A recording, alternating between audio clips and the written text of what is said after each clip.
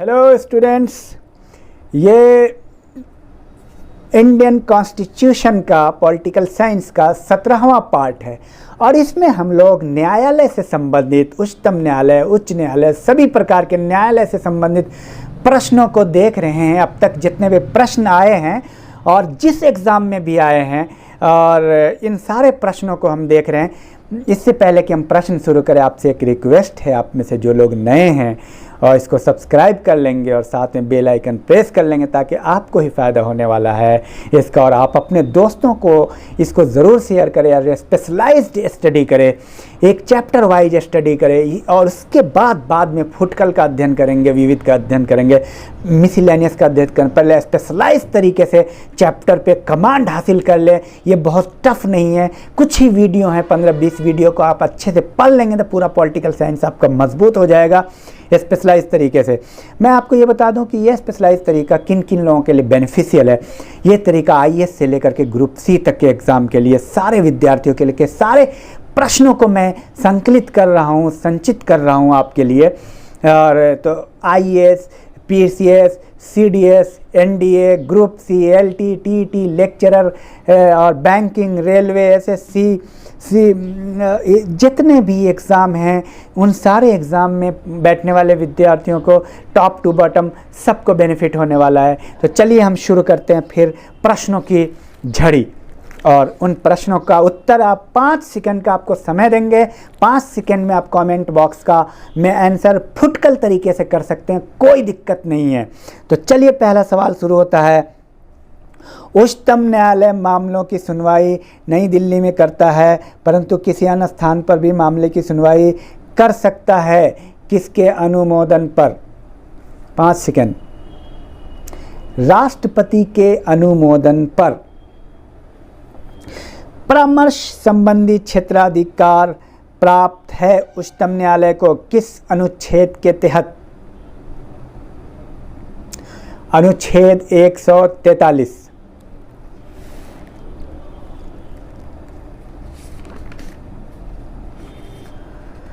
संविधान जनमत के ऊपर अविभावी होता है। उच्चतम न्यायालय द्वारा निर्णित किया गया कब? वी.आर. कपूर बनाम तमिलनाडु राज्यवाद में ये किया गया था।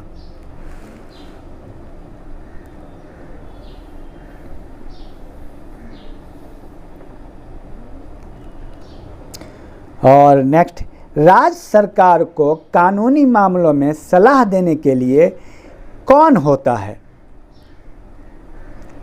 5 सेकंड। महाधिवक्ता, अनुच्छेद 165।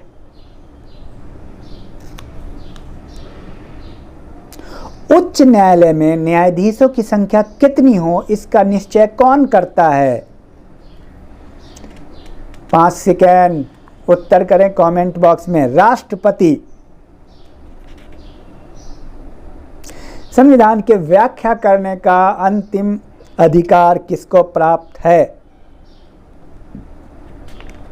5 सेकंड। भारत के उच्चतम न्यायालय को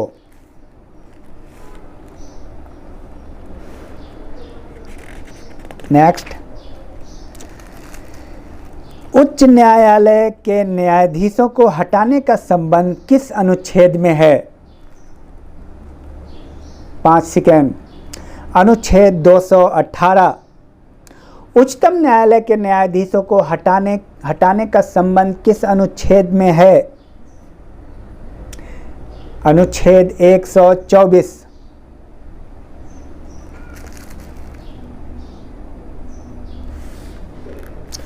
भारत में लोकहित याचिकाओं का जनक किसे माना जाता है? न्यायमूर्ति पी.एन. भगवती को।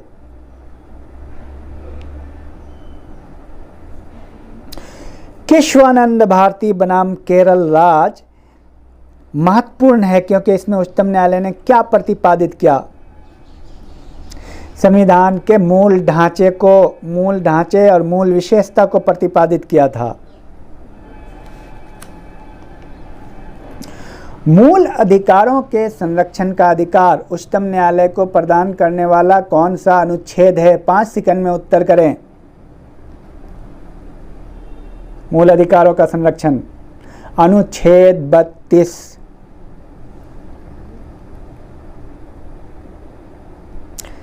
भारत के संविधान में अधीनस्थ न्यायालय के संबंध में उपबंध किए गए हैं किस अनुच्छेद में? उत्तर करें 5 सेकंड में। अनुच्छेद 233 से 237 तक।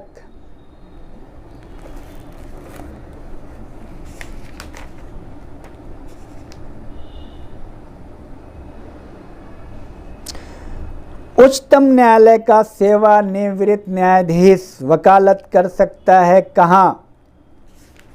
पहले भी आ चुका है, ये प्रश्न आता है। किसी भी न्यायालय में। सिविल मामलों में उच्चतम न्यायालय में अपील तभी की जा सकती है जबकि उस मामले में विधि का सार्वजनिक महत्व का सारवान प्रश्न तथा उच्च न्यायालय की राय में उस पर विनिश्चय आवश्यक होना जरूरी है। चलिए एक नया प्रश्न है। दंडिक मामले में उच्चतम न्यायालय की अपील की जाती है किस अनुच्छेद के तहत? दंडिक मामले में अनुच्छेद 134 के तहत। उच्चतम न्यायालय के अधिकारियों और सेवकों की नियुक्ति किसके द्वारा की जाती है? मुख्य न्यायाधीश के द्वारा।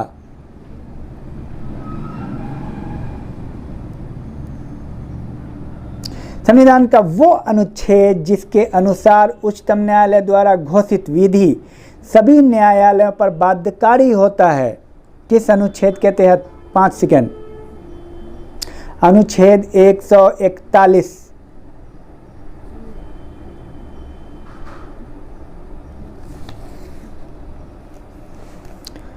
और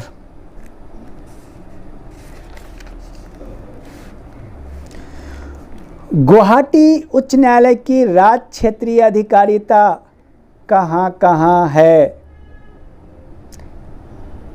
असम, मिजोरम, नागालैंड, अरुणाचल प्रदेश।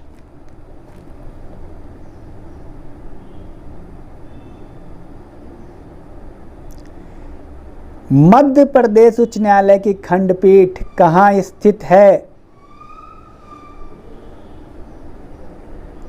ग्वालियर और इंदौर में। और मध्य प्रदेश उच्च न्यायालय है जबलपुर में और उसकी खंडपीठ है ग्वालियर और इंदौर में। इस तरह के प्रश्न पर ध्यान रखना है कि खंडपीठ एक होती है जो न्यायालय के कामों को आसान कर देता है, उसकी खंड है। तो वो जो है मध्य प्रदेश की ग्वालियर और इंदौर में है और मध्य प्रदेश उच्च न्यायालय है जबलपुर में। केरल एवं लक्षद्वीप का एक ही उच्च न्यायालय है, वो कहाँ है? 5 सेकंड में उत्तर करेंगे कमेंट बॉक्स में। एर्नाकुलम।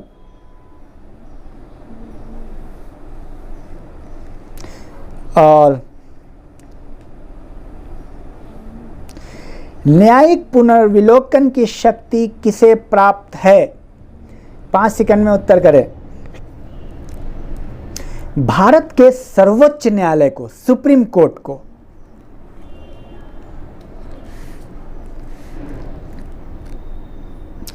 अनुच्छेद 224 के अंतर्गत अपर न्यायाधीशों की नियुक्ति किसके द्वारा की जाती है? 5 सेकंड। राष्ट्रपति के द्वारा।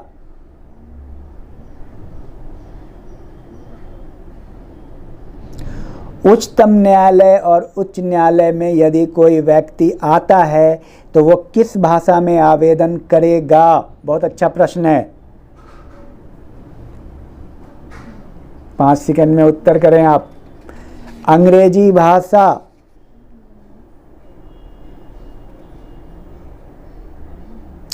किसी न्यायाधीश का एक उच्च न्यायालय से दूसरे उच्च न्यायालय में तबादला या अंतरण कौन करता है? 5 सेकंड में उत्तर करेंगे आप कमेंट बॉक्स में। राष्ट्रपति द्वारा।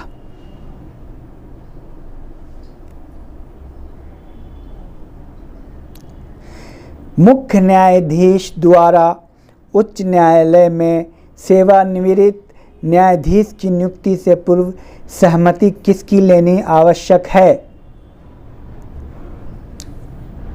राष्ट्रपति की।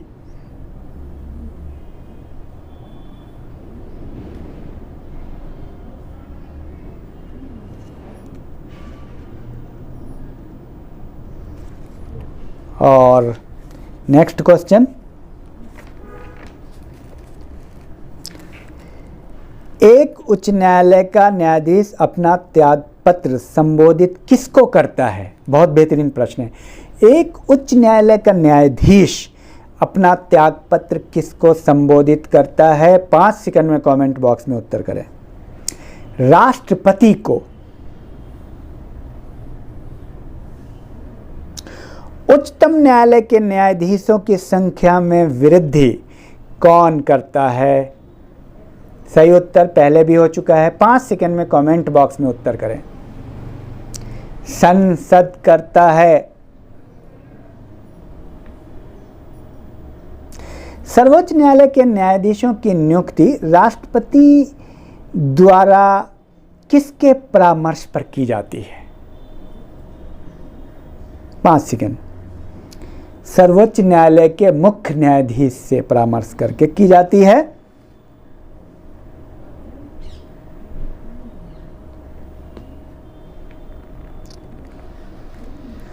राष्ट्रपति के निर्वाचन से संबंधित मामला विवाद किस न्यायालय में भेजा जाता है? सर्वोच्च न्यायालय में।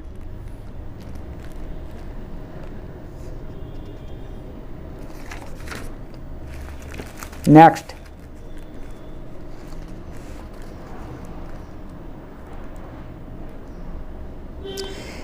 तदर्थ न्यायाधीशों की नियुक्ति से पूर्व भारत के मुख्य न्यायमूर्ति यानी मुख्य न्यायाधीश चीफ जस्टिस द्वारा किससे सहमति लेना आवश्यक होता है?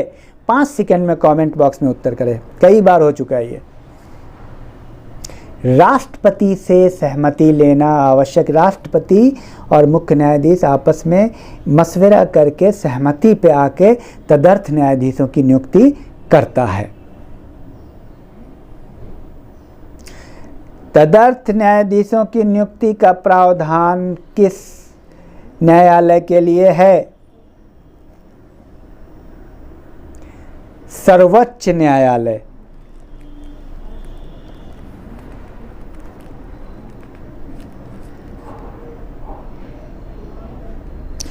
उच्च न्यायालय को परमादेश जारी करने की शक्ति प्राप्त है किन मामलों में?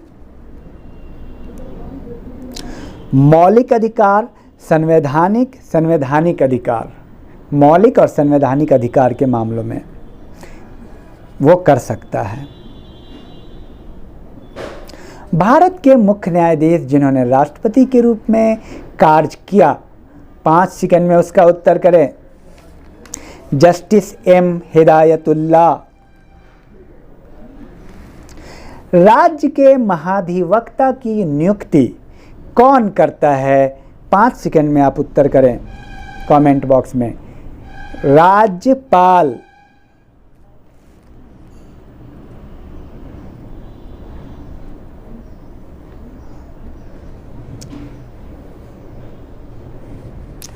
और सर्वाधिक मामलों में उच्चतम न्यायालय में अपील से संबंधित अनुच्छेद कौन है? संवैधानिक मामलों में उच्चतम न्यायालय में अपीली अधिकार, अपील से संबंधित अनुच्छेद कौन सा है? अनुच्छेद 132।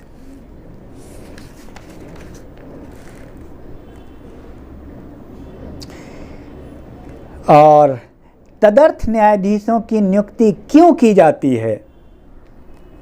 उत्तर सुनिए। किसी कारणवश न्यायालय की बैठक के लिए निश्चित गणपूर्ति का न होना, मतलब निश्चित न्यायाधीशों की संख्या नहीं होती है जो गणपूर्ति है, तो तदर्थ न्यायाधीशों की नियुक्ति की जाती है। सर्वोच्च न्यायालय के न्यायाधीशों के वेतन और भत्ते कहाँ से दिए जाते हैं? 5 सेकंड में उत्तर करें। भारत के संचित निधि से।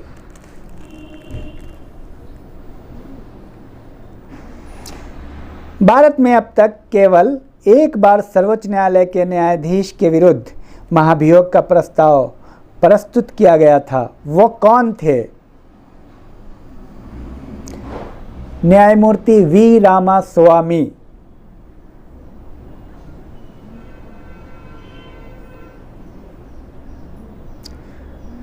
भारत में संविधान एवं नागरिकों के मूल अधिकारों का संरक्षक किसे माना जाता है?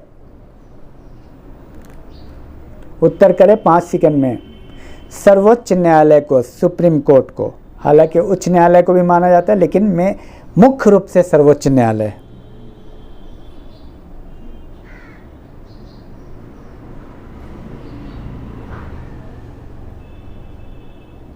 प्रारंभ में सर्वोच्च न्यायालय में मूलतः न्यायाधीशों की संख्या क्या थी? 1 मुख्य न्यायाधीश तथा 7 अन्य न्यायाधीश।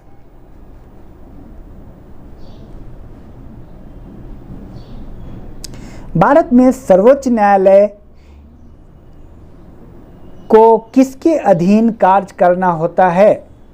5 सेकंड। संविधान के अनुसार कार्य करना होता है। सर्वोच्च न्यायालय के न्यायाधीशों को हटा सकता है कौन? 5 सेकंड में उत्तर करें। संसद।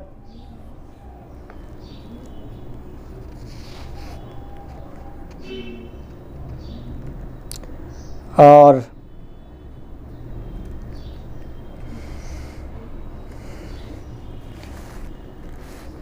नेक्स्ट इंपॉर्टेंट क्वेश्चन, कानूनी विवादों और मैत्रीपूर्ण समझौते के लिए वैचारिक मंच कौन है? लोक अदालत।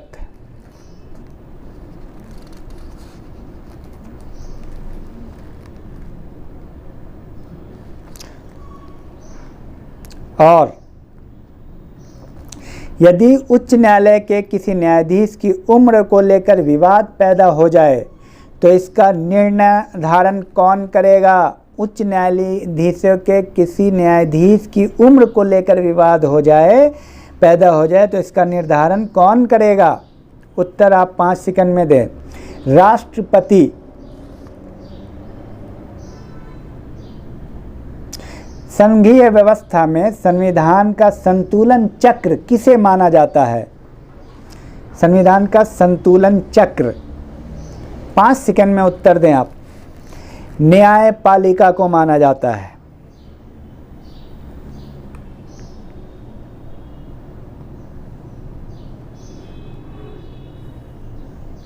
एक न्यायालय जिसकी अधिकारिता भारत के भीतर सभी न्यायालय के लिए बाध्यकारी होती है, वो कौन सा न्यायालय है? उच्चतम न्यायालय सबके लिए बाध्यकारी होती है।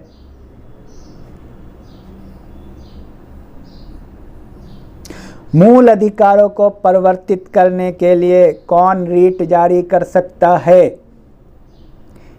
यानी मूल अधिकारों को लागू करने के लिए कौन सा न्यायालय रीट जारी कर सकता है? तो इसमें दोनों न्यायालय, उच्च न्यायालय और उच्चतम न्यायालय। भारत में संविधान का संरक्षक किस न्यायालय को माना जाता है?